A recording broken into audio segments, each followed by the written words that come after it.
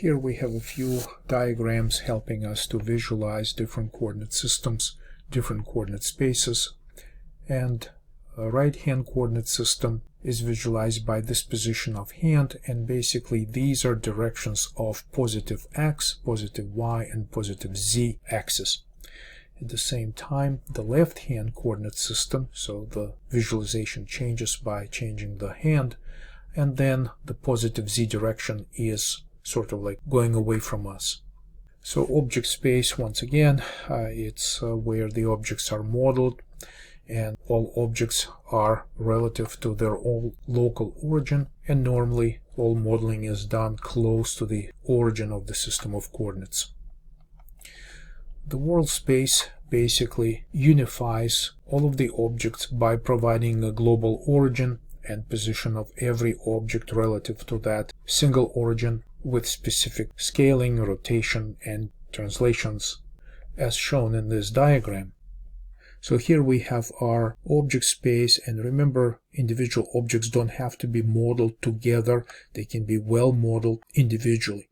So then the modeling matrix takes these objects and places them in the world. Now we have this unified global coordinate system. The view matrix makes a transformation according to the position of the observer.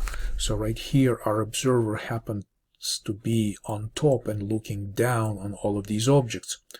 So this would be the view matrix transformation, which brings this into the camera space. And so in the camera space, we're now looking from above and seeing these objects. So this is the cone, this is the sphere, and this is the cube.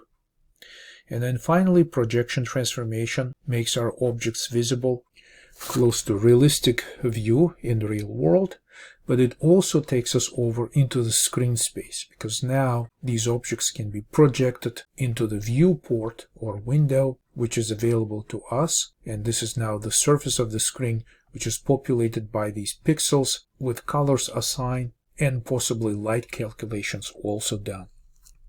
Our next slide demonstrates this camera space or view space, where the observer is located in the origin of this system of coordinates.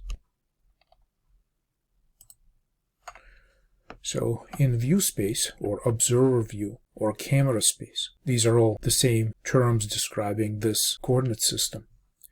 So positive z-axis is pointed towards the observer of the scene, and positive x and y are pointed right and up respectively.